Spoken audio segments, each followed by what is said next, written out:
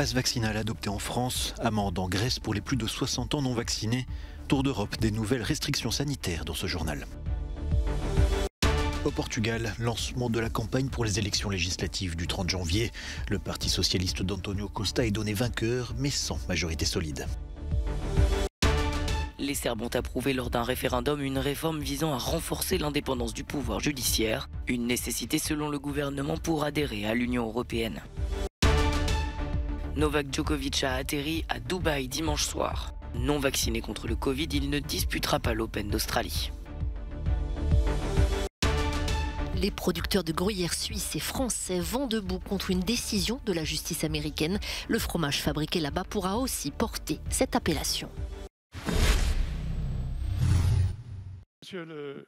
En France, ce dimanche, les députés ont définitivement voté en faveur de la transformation du pass sanitaire en pass vaccinal. Selon le texte adopté à une très large majorité, il faudra désormais avoir reçu un schéma vaccinal complet pour pouvoir se rendre dans nombre de lieux publics, comme les restaurants, bars ou autres activités de loisirs. Un test négatif ne suffira plus. À partir de ce lundi en Grèce, les personnes âgées de plus de 60 ans qui n'ont pas pris rendez-vous pour recevoir au moins la première dose du vaccin devront quant à elles payer chaque mois 100 € d'amende. J'ai essayé de prendre pour le 11 janvier un rendez-vous, mais les autorités ne m'en ont pas donné avant le 31 janvier. Pourquoi ne m'ont-ils pas donné un rendez-vous le 11, le 12 ou le 13 janvier? Ce n'est pas ma faute, mais ils ont dit que je devrais payer une amende.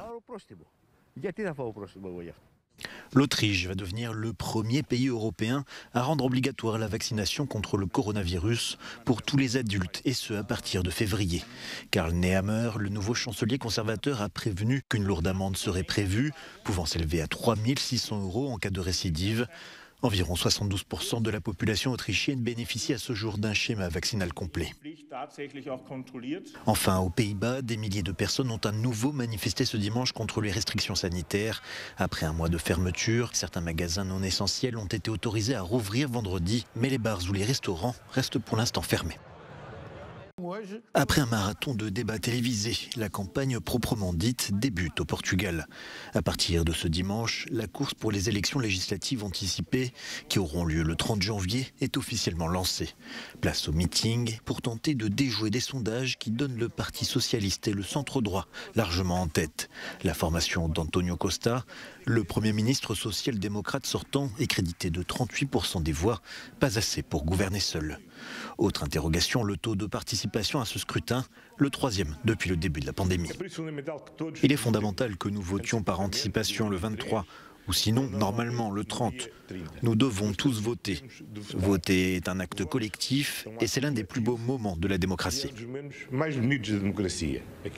Le scrutin devrait par ailleurs marquer la montée en puissance de deux nouveaux courants, jusqu'ici quasiment absents du paysage politique, les libéraux et l'extrême droite.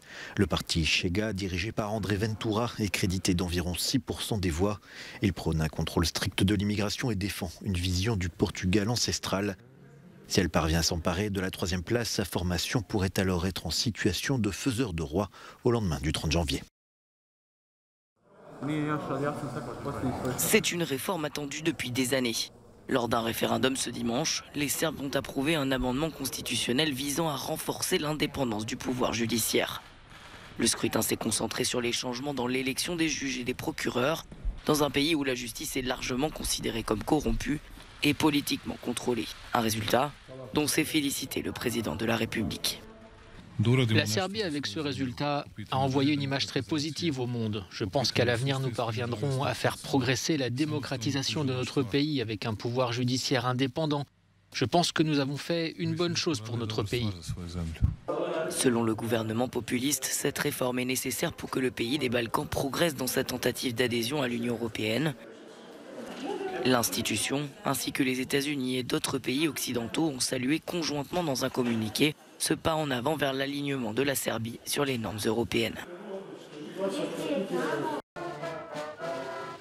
L'ancien président malien Ibrahim Boubacar Keïta est décédé ce dimanche à 76 ans.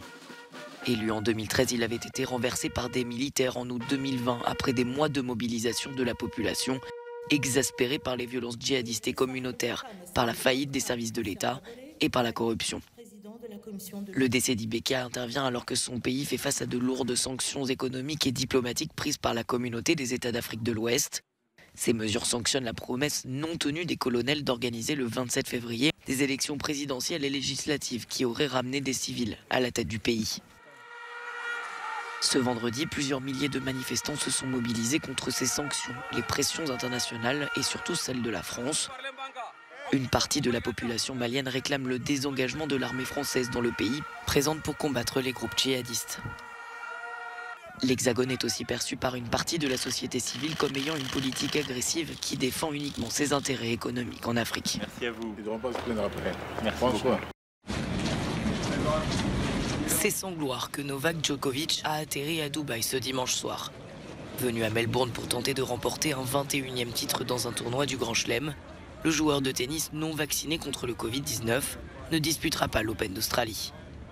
Après le verdict, Djokovic a indiqué dans une brève déclaration qu'il était profondément déçu et qu'il mettrait du temps à récupérer avant de faire d'autres commentaires.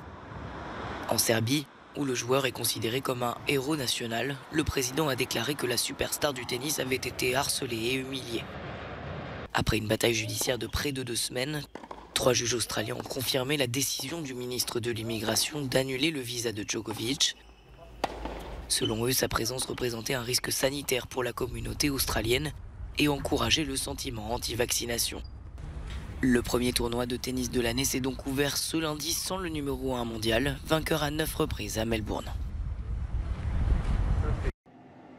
Le terme gruyère n'est désormais plus réservé à la Suisse ou à la France. Les États-Unis ont eux aussi le droit d'utiliser ce terme pour nommer le fromage qu'ils fabriquent. La justice américaine donne raison à ces producteurs locaux qui refusaient que le label gruyère soit protégé. Un revers et une hérésie pour les producteurs suisses et le syndicat interprofessionnel du gruyère côté français qui entendent faire appel de cette décision. Quand on dit que le gruyère égale fromage, c'est pas du tout vrai. Si vous vous promenez sur le marché américain, vous ne trouvez pas à tous les coins de rue tous les fromages qui s'appellent gruyère. Vous avez quelques produits qui ont cette dénomination, mais c'est pas du tout générique comme c'est affirmé dans ce cadre-là. Pour la justice américaine, le gruyère outre-Atlantique est devenu un terme générique, ce qui empêche son inscription au registre des marques afin de certifier son authenticité. Le gruyère, originaire de la région éponyme fribourgeoise, se retrouve donc en concurrence avec un produit du même nom, mais totalement différent. C'est aussi, du côté des Américains, une perception différente de la chose. Nous, on parle sur un produit protégé. Eux, ils parlent plutôt d'une marque. Donc effectivement, il y a une distorsion dans la manière de percevoir la chose. Pour les producteurs suisses ou français, le véritable gruyère est fabriqué à partir d'ingrédients locaux et naturels. Il utilise des méthodes traditionnelles qui assurent le lien entre la région d'origine et la qualité du produit final. Et d'expliquer que le fromage fait dans le Wisconsin ne peut pas reproduire le goût unique du vrai gruyère fait en Suisse ou en France. Ces 2 dernières années qui étaient très compliquées en Amérique comme chez nous avec le Covid, eh bien on a connu 2 années de record d'exportation. Donc on voit bien que le consommateur américain averti veut le vrai produit. Le marché américain représente depuis des années une grosse part des exportations du gruyère suisse. En 2021, un record a été atteint avec 4 000 tonnes envoyées outre-Atlantique sur les 32 000 tonnes vendues. L'homme le plus chic d'Italie s'en est allé. Nino Cerruti, inventeur du casual chic, est décédé à l'âge de 91 ans. Celui qui se rêvait journaliste est devenu le maître du raffinement décontracté. Contraint d'abandonner ses études à 20 ans pour reprendre l'usine textile familiale, Nino Cerruti révèle très tôt son talent. Créateur, chef d'entreprise, il multiplie les innovations techniques pour créer de nouveaux fils et tissus. Première collection de prêt-à-porter homme en 1957, avant de fonder 10 ans plus tard à Paris la marque Cerruti 1881. Son credo, le chic nonchalant. Costume élégant, coupe confortable, veste déconstruite, il révolutionne la silhouette masculine. Son autre passion, le cinéma, l'amène à collaborer avec Hollywood. Jack Nicholson, Richard Gere ou Sharon Stone portent du Cerruti à l'écran, mais aussi Jean-Paul Belmondo ou Marcello Mastroianni. Comme beaucoup de marques indépendantes, Cerruti a été vendu d'abord à des investisseurs italiens, puis à un fonds d'investissement américain. Il a finalement été racheté par un groupe chinois, aujourd'hui placé en liquidation.